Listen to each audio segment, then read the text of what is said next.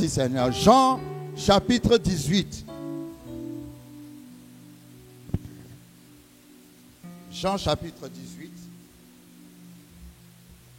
À partir du verset 4. La Bible dit, Jésus, sachant ce qui devait lui arriver, s'avança et leur dit, qui cherchez-vous? C'est au moment de l'arrestation du Seigneur. La Bible dit, Jésus, sachant tout ce qui devait lui arriver, s'avança. Amen. Je veux juste m'arrêter là, je veux pas aller jusqu'à la fin du verset. Jésus, sachant qu'on allait l'arrêter, on allait le fouetter avec un fouet rempli de pointes métalliques, en sorte que quand on lui donnait un coup de fouet, ça déchirait sa chair. On a frappé Jésus jusqu'à on pouvait voir ses os. Sachant qu'on allait mettre une couronne d'épines, l'enfoncer dans son crâne. Sachant qu'on allait cracher sur lui. Sachant qu'il allait recevoir une lance dans sa côte. Sachant toutes les souffrances atroces qui allaient lui arriver, qu'est-ce qu'il a fait? Ah! Il s'avança. Ça, c'est fort. Jésus, sachant tout ce qui devait lui arriver, ne recula pas, ne disparut pas parce qu'il pouvait disparaître, ne prit point la fuite, mais il s'avança. Je voudrais partager avec vous 5 points pour avancer dans la vie. Alléluia. J'ai la foi que si cette parole trouve une terre fertile, elle va devenir un miracle dans cette terre fertile. Jésus, sachant tout ce qui devait lui arriver, s'avança. Dis à ton voisin, avance. Avance. Vous savez, tout ce que le diable fait dans la vie, c'est pour qu'on n'avance pas. C'est pour qu'on reste toujours au même niveau. Amen. Quand vous lisez l'histoire de l'homme je parle tout le temps de cette histoire. Il y a une révélation dans cette histoire pour moi qui était à la piscine de Bethesda. Jean chapitre 5, si je ne me trompe. Non, est-ce que c'est Jean chapitre 5? Et qui attendait pendant 38 ans sa guérison. Vous lirez Jean chapitre 5. Pendant 38 ans, il attendait sa guérison.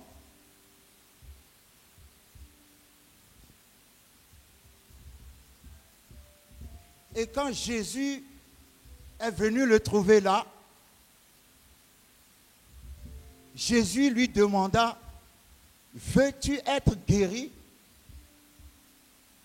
Et il répondit à Jésus, je n'ai personne pour me porter et jeter dans l'eau. Car quand j'y vais, un autre descend avant moi.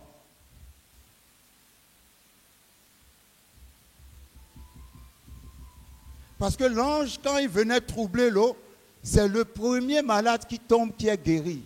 Le premier, pas le deuxième, pas le troisième, pas le quatrième, pas le cinquième, mais le premier. Et la Bible dit, quelle que soit sa maladie. Et il dit à Jésus, je n'ai personne pour me porter. Et quand j'y vais, un autre descend avant moi.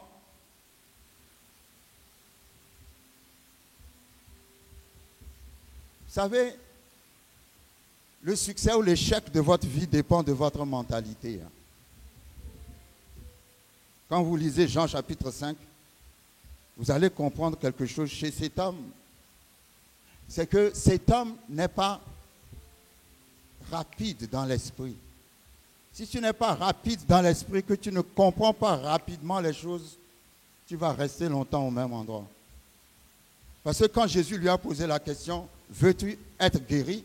Jésus ne lui a pas demandé pourquoi es-tu là depuis 38 ans. Des fois, tu réponds à des questions qu'on ne t'a pas posées. Et tu perds le temps parce que si Jésus n'était pas Jésus, ce monsieur allait rater sa guérison. Parce qu'il a pris du temps à expliquer à Jésus, oui, c'est parce que ceci. On a dit, veux-tu être guéri? La réponse est oui ou non. Amen. Mais lui a commencé à chercher des explications bizarres. Quand tu cherches trop à t'expliquer, quand tu cherches trop à trouver des excuses, tu n'es pas qualifié. D'abord, un chrétien n'a pas d'excuses.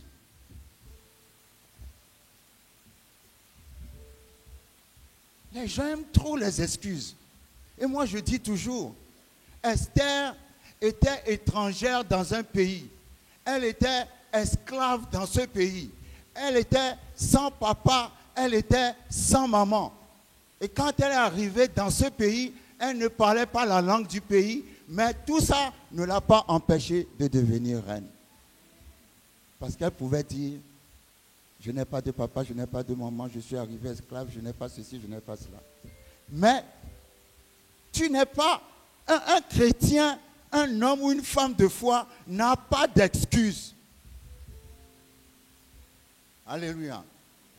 D'ailleurs, quand on est un homme, une femme de foi, on est d'abord responsable de ses propres actes. On ne passe pas son temps à accuser les gens. Il y a plein de gens dans la vie qui ont réussi, qui avaient toutes les excuses pour ne pas réussir.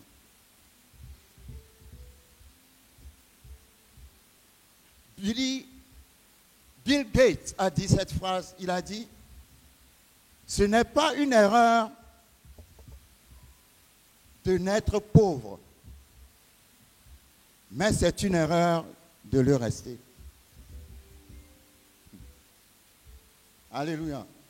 Ce n'est pas une erreur de naître pauvre, mais c'est une erreur de le rester. Pourquoi? Parce que tu n'as pas d'excuse. Ce monsieur est resté 38 ans à côté d'une piscine où un ange descendait pour guérir un malade. Et il dit à Jésus, numéro 1, je n'ai personne pour me porter. Et numéro 2, il dit, parce que quand j'y vais. Donc, s'il pouvait y aller, c'est qu'il n'avait besoin de personne. Quelqu'un ne me comprend pas. Je dis, s'il pouvait y aller, il n'avait besoin de personne.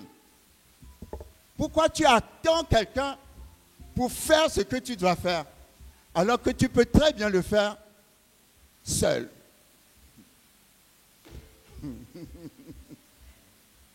Il dit à Jésus, si c'est qu'il ne pouvait pas y aller, mais il a dit, quand j'y vais. Donc quand il y allait, je ne sais pas comment il y allait, peut-être se traînait par terre, et qu'il voyait que quelqu'un descendu avant lui, au lieu de rester là où il est arrivé, il revenait encore en arrière. J'ai prêché plus de 100 fois ce texte, mais j'ai toujours envie de le prêcher. Parce que ce qui est arrivé à cet homme-là nous arrive tous les jours. Le succès des autres te décourage au lieu que le succès des autres t'encourage. Lui, quand il y allait et que quelqu'un descendait avant lui, il revenait là où il était. Donc toute sa vie a été une vie de un pas en avant, un pas en arrière. un pas en avant, un pas en arrière. Il y a des gens, quand tu les observes, leur vie, c'est un pas en avant, un pas en arrière. Et quand tu parles avec eux, ils vont dire comme cet homme, je n'ai personne. Et moi, je suis venu dire à quelqu'un aujourd'hui, tu n'as besoin de personne. Tu as besoin de Jésus. Jésus a été patient pour l'écouter. Et après, Jésus lui a dit, prends ton lit, lève-toi et va à la maison. Et c'est la première fois qu'on voit dans cet endroit que quelqu'un a été guéri sans l'eau.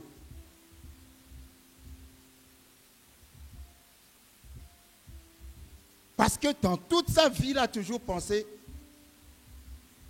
qu'il faut forcément l'eau pour être guéri. Que Dieu élargisse l'espace de t'attendre cet après-midi.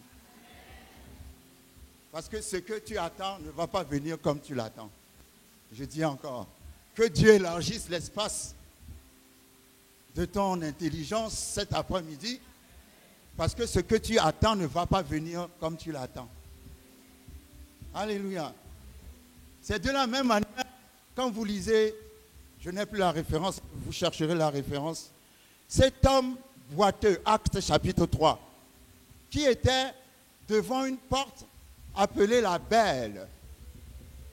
Des fois, on nous place devant des situations ou dans des situations qui paraissent belles. Amen. Cet homme, la Bible dit, était né infirme.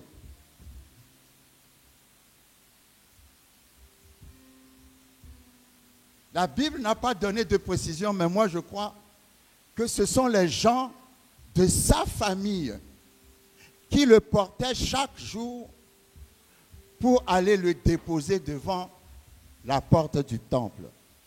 La porte du temple était appelée la Belle. Acte 3.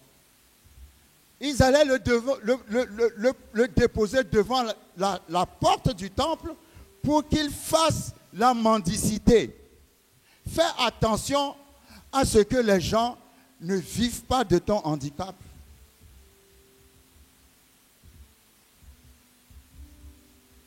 Vous savez, il y a des choses qu'on nous fait qui paraissent de bonnes choses, mais en fait, ce sont des choses qui sont bâties sur de très mauvaises motivations.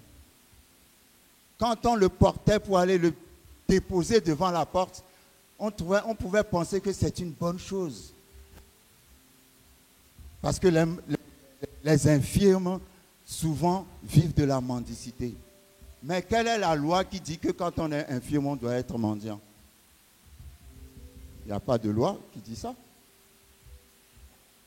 Alléluia. Amen. Donc les gens de sa famille allaient le déposer devant la porte qui s'appelait la Belle. Il faisait la mendicité et le soir venait le reprendre. Et je suis sûr que tout l'argent que ce mendiant faisait, ce n'est même pas lui qui en profitait. C'est les gens qui le portaient pour le déposer là. Et puis un jour, la Bible dit, Pierre et Jean allaient ensemble dans le temple. Et quand ils sont arrivés devant cet homme leur a fait la mendicité. Et ils ont dit à cet homme, regarde-nous. Amen. Et la Bible dit, il fixa son regard sur eux, s'attendant à recevoir quelque chose d'eux. Est-ce que vous me suivez? Son regard était fixé sur leurs poches. Mais les apôtres n'ont pas dit regardez nos poches. Regarde nos poches, ils ont dit regarde-nous. Et alors qu'ils regardaient dans la direction de la poche, Dieu est venu par une autre direction. Je veux briser la mentalité de quelqu'un aujourd'hui qui s'est enfermé dans une tour et qui veut dire à Dieu comment il doit faire son miracle. Les gens disent à Dieu comment ils doivent faire leur miracle. Alors qu'ils regardaient leur poche, Pierre a dit, je n'ai ni or ni argent, mais ce que j'ai, je te le donne. Au nom de Jésus-Christ de Nazareth, lève-toi et marche. Ah, come on. Qui veut dire que ce que Dieu veut te donner est plus grand que ce que tu as demandé. Amen. Mais tu empêches la main de Dieu d'agir dans ta situation parce que toi, tu vois seulement Dieu d'une façon unique. Dieu n'est pas unique. Dieu fait les choses de multiples façons. Est-ce que tu me comprends? Il regardait vers la poche parce que pour lui, c'est l'argent qui est la solution à son problème. Mais il y a un verset, si je ne me trompe, dans 2 Chroniques, chapitre 25, qui dit ceci. L'Éternel peut te donner bien plus que cela. Répète après moi. L'Éternel peut me donner bien plus que cela.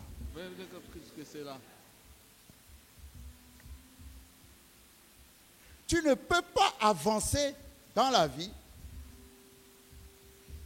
Ésaïe 54 est un texte qui parle d'Israël, mais essayons de l'utiliser autrement, qui parle à la stérile.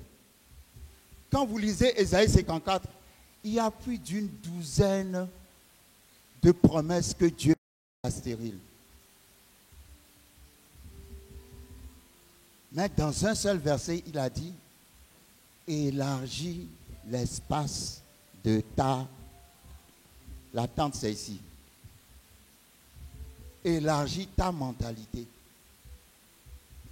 Est-ce que quelqu'un peut élargir sa mentalité cet après-midi?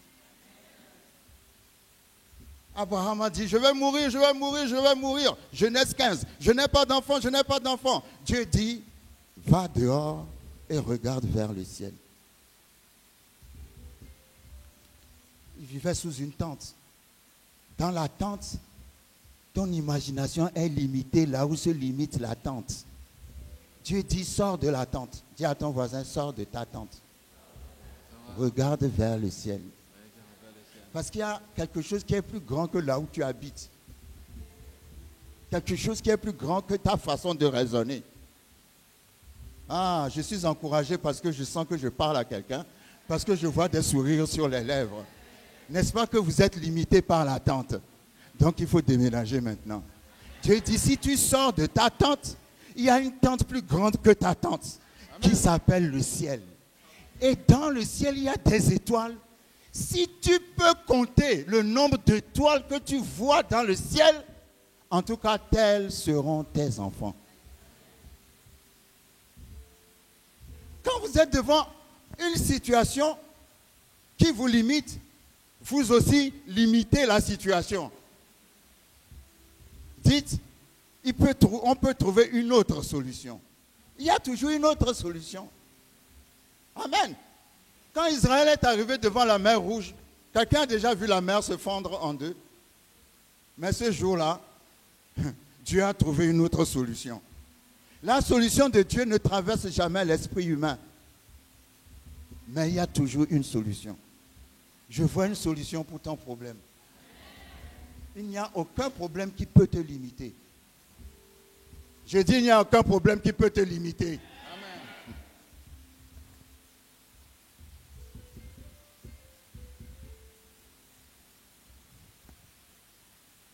Dans Deutéronome 1, verset 6, Dieu a parlé une parole à Israël.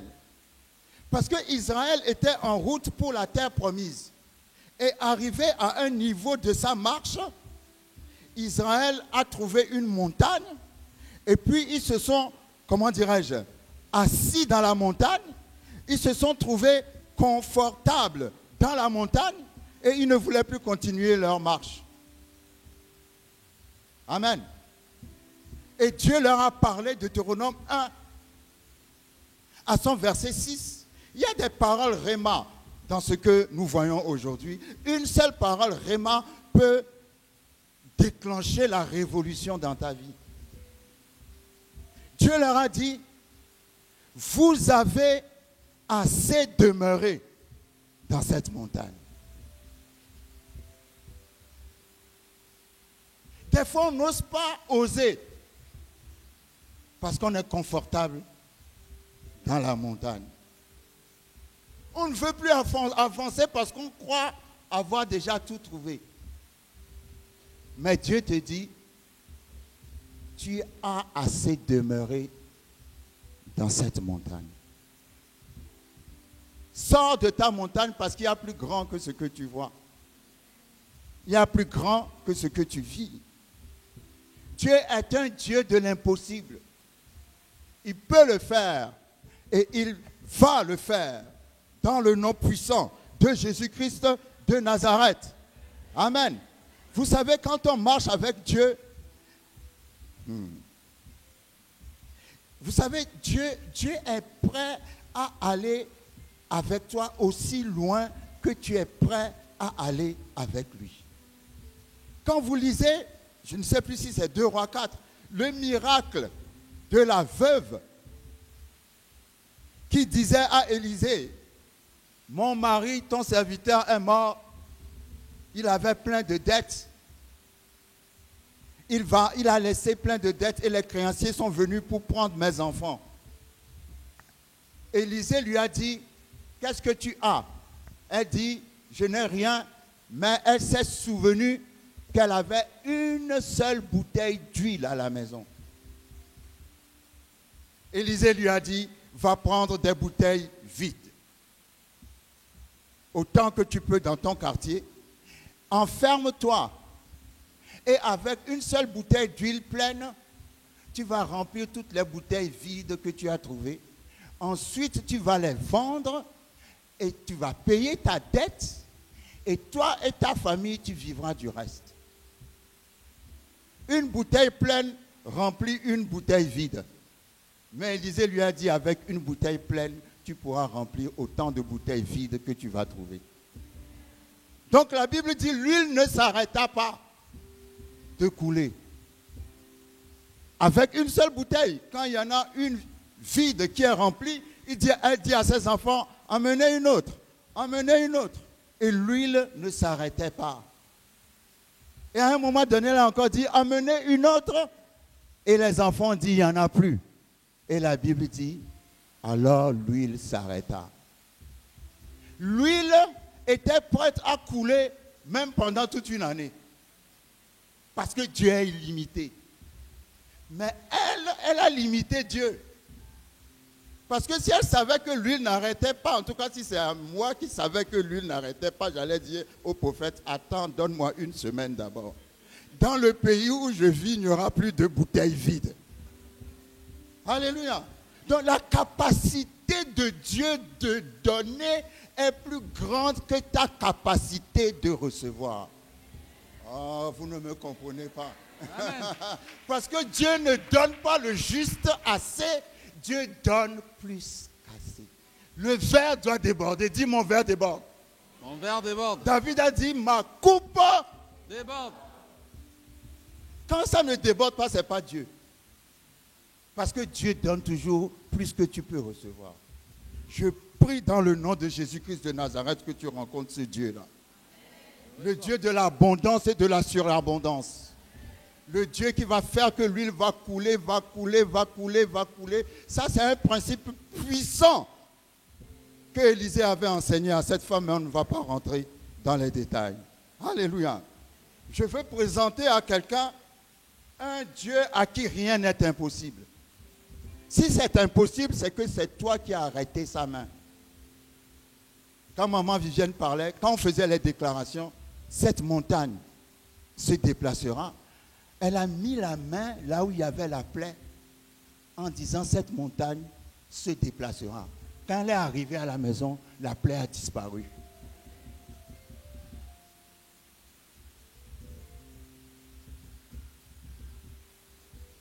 C'est pour ça que Jésus dit, ta foi t'a guéri. Jésus ne dit pas je t'ai guéri. Ah, quelqu'un ne me comprend pas. Ce n'est pas Jésus qui t'a guéri. C'est ta foi qui t'a guéri. Parce que le miracle arrive à celui qui a la foi pour le recevoir. Ah oui.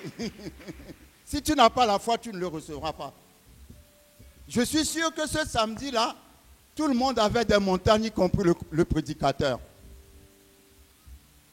Même maman Viviane a déplacé sa montagne. Alléluia.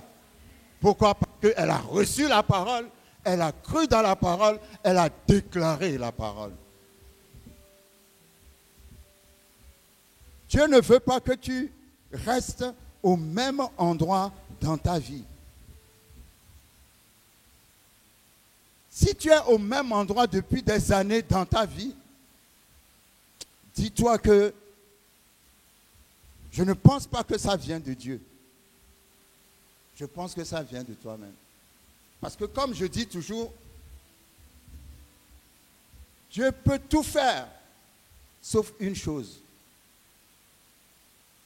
Décider pour toi. Vous savez, dans la vie, il faut arriver à un niveau où tu dois te dire, cette chose-là ne m'arrivera plus. Est-ce que quelqu'un me comprend? Amen. Les gens pensent que, oui, Jésus peut le faire par grâce. Comme cet homme qui attendait pendant 38 ans à la piscine, par grâce, Jésus est venu le délivrer. Mais s'il n'était pas bloqué dans sa mentalité, s'il n'avait pas une mentalité petite, s'il n'était pas, j'appelle ça mettre Dieu dans une boîte d'allumettes, il attendait un ange pour venir remuer l'eau et guérir un seul malade, alors que celui qui a créé l'ange lui-même était en train de marcher dans la ville, et la Bible dit, on lui amena des malades et il les guérit tous. Jésus ne guérit pas un malade, il les guérit tous. Mais le manque d'information, les gens qui n'avancent pas sont des gens qui ne sont pas informés. Il y a des chrétiens qui sont tellement saints qu'ils vont te dire, je ne regarde pas la télé. Si tu ne regardes pas la télé, tu vas attendre l'ange qui vient remuer l'eau alors que le créateur de cet ange est en train de marcher dans la ville. Ah, quelqu'un ne me comprend pas. Non, vous ne me comprenez pas. Il faut t'informer. Noé avait 100 ans d'avance sur son temps parce qu'il a bâti l'arche pendant 100 ans, pendant que c'était une période où il ne pleuvait pas. Mais lui, il a vu la pluie 100 ans avant la pluie. Toi, tu dois être le prophète de ton temps, pas celui qui est en retard sur ton temps. Ah non, moi je ne regarde pas la télé, parce que si tu ne regardes pas la télé, comment tu vas intercéder par rapport à ce qui se passe à côté de toi, de ta maison, dans le quartier où tu vis? Je ne dis pas qu'il n'y a que des bons programmes à la télé, je sais, mais si tu n'écoutes pas les informations, mais mon frère, tu seras au 19e siècle alors qu'on est déjà au 21e. Et tu n'es pas efficace dans ta société. Qui a besoin des systèmes du 19e siècle aujourd'hui? Non, on est dans le 21e. Maintenant, on cherche déjà même pour, je ne sais pas, le 23e ou bien, je ne sais pas. Il faut toujours être en avance. Toujours en avance. Toujours en avance. Quand tu écoutes les informations, tu sais que Jésus revient bientôt. Quand tu vois l'avancée de la technologie et de la science, tu sais que Dieu bientôt va mettre fin à tout ça. Parce que quand je vois la vitesse à laquelle les choses, les expérimentations scientifiques sont en train d'évoluer, je ne sais pas si dans 50 ans, l'Église sera encore là. Parce que ça va très vite. Alléluia. Amen. L'homme croit qu'il peut tout maîtriser avec la science. Mais l'homme oublie que Dieu est au-dessus de la science. Les choses vont très vite. Amen. Les choses vont très vite. Vous ne pouvez pas imaginer le nombre d'informations qu'il y a dans un portable. Alléluia. Et bientôt, ça ne sera même plus les passeports qu'on va utiliser. On va commencer à mettre des puces aux gens. Alléluia. Les choses vont très vite. Bientôt, l'homme va créer l'homme. Est-ce que vous me suivez? L'homme va créer l'homme. Tellement les choses avancent. Mais je ne pense pas que Dieu permettra que ça aille jusqu'à une telle extrémité, parce que la fin est pour bientôt. Et on le voit, c'est clair que la fin est pour bientôt. Amen. 5 points pour avancer dans la vie. Point numéro 1. Quelqu'un qui veut avancer dans sa vie, numéro 1, doit connaître Dieu. Il doit faire quoi? Connaître Dieu. Il doit connaître Dieu. Parce que en connaissant Dieu, tu te connais toi-même. Tu ne peux pas te connaître toi-même si tu ne connais pas Dieu. Parce que c'est Dieu qui te révèle qui il est, comment il t'a créé, qui tu es, pourquoi il t'a créé. Et je dis toujours, quand vous lisez la parole de Dieu, le diable n'a pas d'autre souci. Le souci du diable est que tu ne connaisses pas la parole. Point. Est-ce que quelqu'un me suit? Amen. Vous savez, il y a des choses qui sont très... Dieu a raccourci les choses dans la parole de Dieu. Nous-mêmes, nous les avons tellement, comment dirais-je, rallongées. Le diable ne veut pas que tu connaisses Dieu. Parce qu'il sait que si tu connais Dieu, tu vas te connaître toi-même. Le diable a peur que tu saches qui tu es. C'est pour ça qu'il a dit à Ève, si tu manges de ce fruit, tu seras comme Dieu. Mais Ève a été créée à l'image de Dieu. Elle était déjà comme Dieu, mais elle ne le savait pas. Si elle savait qui elle était, elle n'allait jamais manger le fruit. Donc le diable ne veut pas que tu saches qui tu es. Quand vous lisez l'épître, les épîtres, l'apôtre Paul a cette phrase en lui, à travers lui, pour lui. Mais souvent vous retrouvez en lui, en lui, en lui, en lui, en lui. Qui es-tu en lui? Si tu te connais toi-même, je vais vous donner un exemple. David se connaissait. Il savait qu'il était du peuple d'Israël, qu'il avait fait, qu'il était dans l'alliance que Dieu a faite avec Abraham. Et le signe de cette alliance, c'est que tous les Juifs sont circoncis. La circoncision, c'est un cercle qu'on fait autour de l'organe mâle. Ça veut dire que quand l'organe mâle circoncis veut produire, l'enfant sort à travers le... Ah, come on! L'enfant sort à travers le cercle de l'alliance. Et lui-même, si c'est un garçon, va se faire encore circoncire. C'est le signe de l'alliance avec Abraham. Et David était circoncis dans la chair. Et il sait que celui qui est dans l'alliance de Dieu, personne ne peut le vaincre. C'est pour ça qu'il a dit de Goliath, qui est cet incirconcis? C'est-à-dire cette personne qui n'a pas d'alliance avec Dieu, qui ose insulter l'armée de l'Éternel. Moi, je vais le terrasser. C'est par connaissance. Il sait qui il est. Il n'a pas vu la taille de Goliath. Il a vu la puissance de l'alliance. Est-ce que vous me suivez? Mais est-ce que vous savez que ton alliance est plus puissante que l'alliance de David?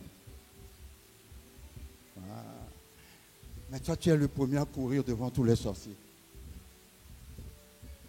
Est-ce que quelqu'un me suit? L'alliance a combattu pour David. Mais David connaissait l'alliance. Il savait que dans l'alliance, il y a la victoire. Il a dit, cet homme, moi je vais traiter avec lui. Le roi Saül tremblait. Tous les généraux d'Israël tremblaient. Ils étaient dans l'alliance, mais ils ne connaissaient pas les secrets de l'alliance. Le diable sait que si tu sais qui tu es, il ne peut pas se tenir devant toi. La Bible dit, la bonne traduction dit, car le diable rôde comme un lion rugissant, cherchant qui il peut dévorer. Pas cherchant qui va dévorer, ou bien pas cherchant qui dévorer, non. Qui il peut dévorer. Vous savez qui il peut dévorer? Celui ou celle qui ne sait pas qui il ou elle est dans le Seigneur. C'est pour ça que quand Jésus est venu, il a fait les mêmes tentations qu'il a fait appliquer à Adam et Ève à Jésus. Si tu es le Fils de Dieu, transforme ces pierres en pain. Mais Jésus savait qui il était. Il lui a dit, il est écrit. Ah, come on! Si tu sais ce qui est écrit, le diable aura peur de toi. Parce que le diable connaît très bien la parole. Il est reparti encore dans la parole pour tenter Jésus. Jésus lui a dit, il est aussi écrit. À la fin, Luc 4, Matthieu 4, la Bible dit, et le diable le laissa. Oh. Que quelqu'un répète après moi, et le diable me laissa. Il va te laisser. Si tu connais la parole, tu sais qui tu es dans le Seigneur. La Bible dit, tu as été racheté par le sang précieux de Christ. Le sang précieux de Christ, la Bible précise, ce n'est pas par l'or ou par l'argent que nous avons été rachetés, mais par le précieux sang de Christ. Précieux veut dire, le sang de Christ est plus précieux que tous les trésors qu'il y a sur la terre. C'est pour ça le verset dit, ce n'est pas par l'or ou par l'argent. Mais ce n'est pas quelque chose qui est plus précieux que l'or et l'argent. Donc si tu prends tous les trésors qui existent sur la terre, ça ne vaut pas le sang de Jésus-Christ. Tu dois le savoir. Parce que si tu as été racheté par un sang qui est plus précieux que tous les trésors, c'est que toi-même, tu es plus précieux que tous les trésors. Pourtant, tu diras, pauvre pécheur. Est-ce que quelqu'un me comprend? Si tu es en Christ, tu n'es plus pécheur, même si tu as péché. Ah, vous ne me comprenez pas. Vous ne me comprenez pas. Si tu es en Christ, on t'appelle la justice de Dieu. Si tu n'es pas en Christ, on t'appelle le pécheur. Tu ne peux pas être aujourd'hui la justice de Dieu, demain le pécheur, après la justice. Non, non. Comme tu as reçu Jésus comme ton Seigneur et Sauveur, tu es la justice de Dieu. Si tu pêches, tu te repens devant le Seigneur et tu es toujours la justice de Dieu. Parce que quand tu te repens, il te justifie. Sache qui tu es. Connais qui tu es. Quand la Bible dit racheter, racheter veut dire acheter encore. Acheter de nouveau. Ça veut dire que par le péché d'Adam, Adam nous a vendus à Satan. Satan nous a achetés au travers du péché d'Adam. Maintenant, Jésus nous a rachetés et il nous a rachetés avec son sang qui est plus que l'or et l'argent. Le mot grec est ex agorazo. Ex qui signifie exit, sorti. Et agorazo qui signifie le marché des esclaves. Donc Jésus nous a ex agorazo, ça veut dire Jésus est rentré dans le marché des esclaves. il nous a rachetés et il nous a sortis du marché des esclaves. Il a pris l'exit. Amen. Maintenant, ça veut dire être acheté pour ne plus être revendu. C'est-à-dire que là où tu es là, Satan ne peut plus te racheter. Oh. Parce que ce qui t'a racheté est plus précieux que l'or et l'argent. Satan peut amener tout l'or et l'argent, ça ne suffira pas pour te racheter. C'est pour ça, vous savez, quand tu n'as pas la foi, tu insultes Jésus. Quand tu n'as pas la foi, tu es en train de dire ce que tu as fait pour moi ne vaut rien du tout. Parce qu'il t'a acheté à un prix au-delà de tous les trésors. Dis à ton voisin, je suis plus que les trésors. Je suis plus que... J'ai plus de valeur que les trésors. J'ai plus de valeur que les trésors. Parce que tu as la valeur de ce qui t'a racheté. Maintenant, quand il t'a racheté, il t'a donné une position. Quand tu lis le livre des Éphésiens, le livre des Éphésiens dit, nous sommes sur la terre, mais nous sommes assis en Christ dans les lieux célestes au-dessus de toute domination. Spirituellement, tu es assis au-dessus de Satan.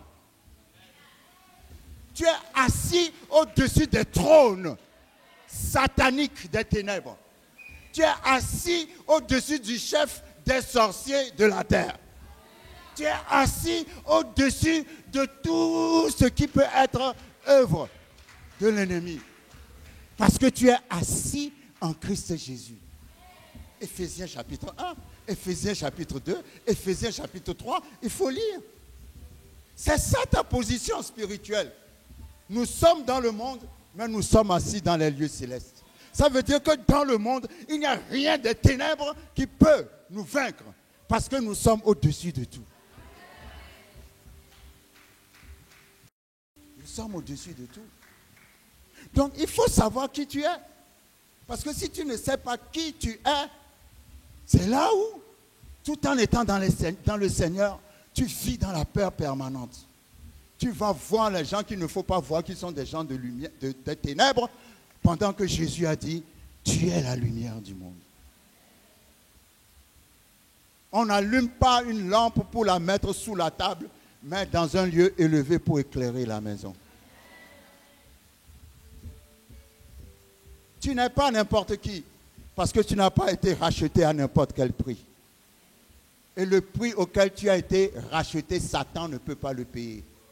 C'est pour ça que si tu es à Christ, il ne peut plus te reprendre à lui. Amen. Point numéro 1, connais-toi toi-même. Si tu n'as pas la connaissance de ce que Jésus a fait pour toi, ça t'empêche d'avancer dans la vie.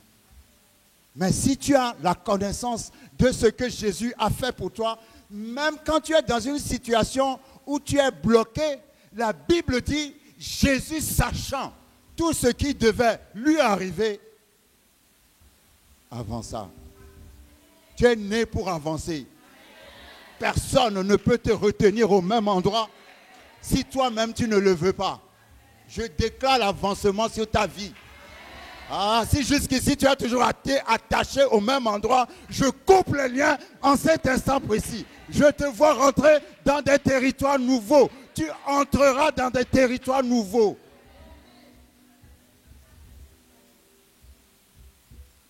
Tu entreras dans les territoires nouveaux. Aussi longtemps que tu suivras le Saint-Esprit, parce que le Saint-Esprit est en toi, tu entreras dans des territoires nouveaux. Dieu va te faire passer par des chemins surnaturels, des chemins qui paraîtront dangereux aux autres, mais qui ne seront pas dangereux pour toi. Vous savez, quand ils étaient toujours en route pour Canaan, quand vous lisez Josué chapitre 3, Dieu leur a dit, parce qu'ils étaient bloqués par le fleuve Jourdain, ils ne savaient pas comment traverser le fleuve pour avoir accès à la terre promise.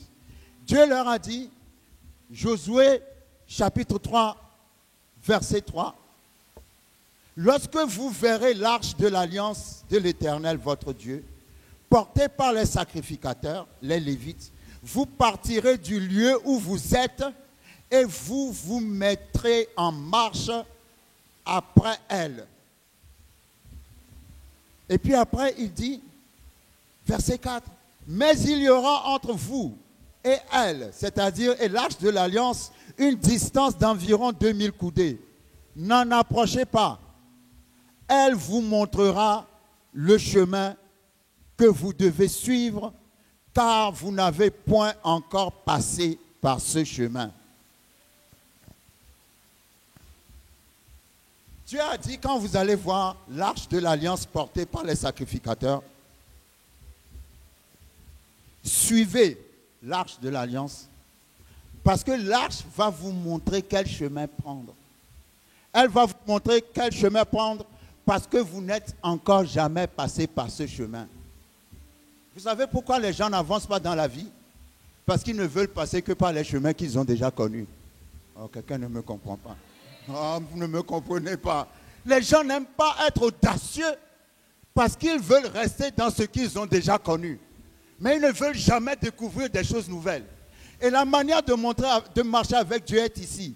Dieu a dit, quand vous verrez l'arche portée par les prêtres, ne vous posez pas de questions. Juste suivez l'arche, car elle va vous montrer le chemin. C'est un chemin que vous n'avez jamais utilisé avant. Vous savez comment c'était le chemin? Les prêtres ont porté l'arche, ils marchaient, et puis ils sont rentrés dans le fleuve du Jourdain et continuaient de marcher dans le fleuve. Attends, est-ce que quelqu'un qui est normal peut dire, bon, je vais traverser le fleuve pour aller de l'autre côté? Mais Dieu a dit, suivez l'arche. Donc quand les prêtres sont marchés dans l'arche, sont rentrés avec l'arche dans le Jourdain, ils ont commencé à marcher dans l'eau. Je ne sais pas si l'eau leur était arrivée ici, et à un moment donné, la Bible dit, le Jourdain s'est divisé en deux, et il y avait un sentier sec au milieu, jusqu'à la terre promise. Ah! Si tu veux marcher avec Dieu, Dieu te fera passer par des chemins que tu ne connais pas. Mais si tu suis l'arche, qui est l'image du Saint-Esprit, il t'amènera dans ta terre promise. Donc, ne sois pas quelqu'un qui a toujours peur. Moi, j'ai dit à ma femme, je ferai tout, je tenterai tout dans ma vie avant de mourir. Le jour où je vais mourir, je dirai, j'ai tout tenté quand même. Est-ce que vous me suivez? Il y a des opportunités qui se présentent, vous ne voulez pas tenter, et tester. Je parle de tenter dans le sens positif. Vous voulez toujours rester dans les choses que vous connaissez, vous ne voulez jamais aller dans les choses que vous ne connaissez pas. Mais Josué, Dieu a dit à Josué, quand le peuple verra les prêtres avec l'arche, qu'ils rentrent dans l'eau avec l'arche. Vous voyez, avec Moïse, la mer s'est divisée avant qu'ils entrent. Ça, c'est la foi de l'Ancien Testament. Dieu fait tout. Mais dans le Nouveau Testament, Josué, en hébreu, c'est Jéhoshua, qui veut dire Jésus. C'est le nouveau dans l'ancien. Avec Jésus, Dieu ne fait pas avant et puis tu marches dedans. Non, toi, tu commences à faire et il fait après.